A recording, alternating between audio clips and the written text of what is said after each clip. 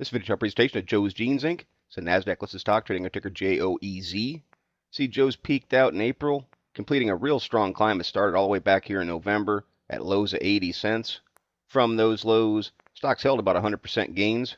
I don't like the fact the stock broke through the 50-day moving average, but I do like that it's holding a pretty nice support level right around $1.50.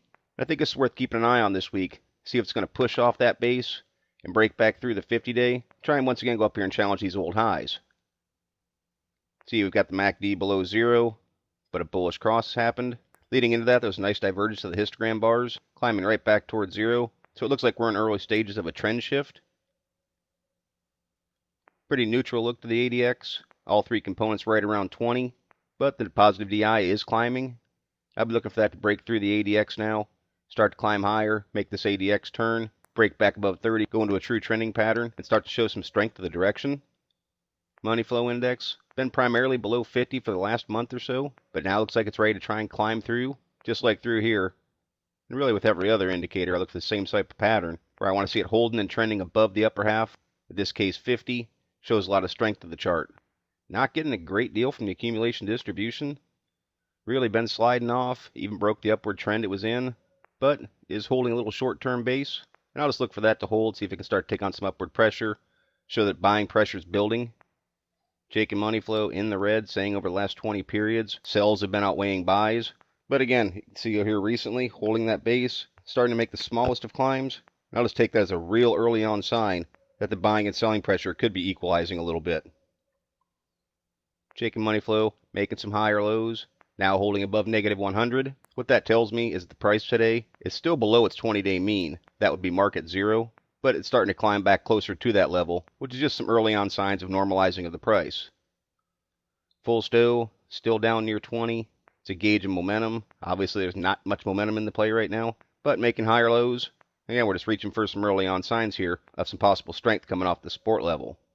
It looks like the tricks, which is a very slow indicator, could potentially be dropping a bullish cross, which would be a good sign for the chart. I want to see it trend back towards zero and climb through it to show a truly bullish trend. RSIs, seeing a pretty common theme here. Generally trending in bearish position over the last month, month and a half, but starting to climb back up and trying to break through that key point of 50 to show some bullish momentum. So I'd say realistically, we're not getting a ton from the indicators. They are trying to show a little bit of a shift, but they've got some moves to make to go into bullish positions. And one point I'd really be looking for is that support level right there around $1.51, $1.52. I'd say even going back through here, that support runs all the way down to a little bit of an old resistance level right here, just below $1.50.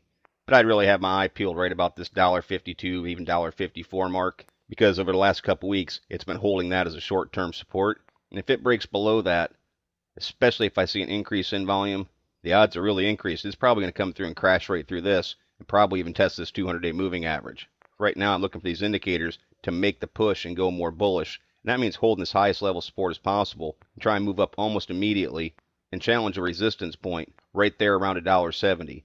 Ties right in with the 50-day moving average as well. So that's going to be a pretty tough spot for it. It's not a huge move, closing at $1.59. It's not even 10%. But if it breaks through that, it can hold above that 50-day moving average. And even if it pulls back, establish that level as a new support, I think the odds are pretty strong. It's going to come back up near this $2 mark and challenge some old 52-week highs. And from that point, that is a nice move, around 25%. And even more importantly, could be the continuation of this upward trend that began last November.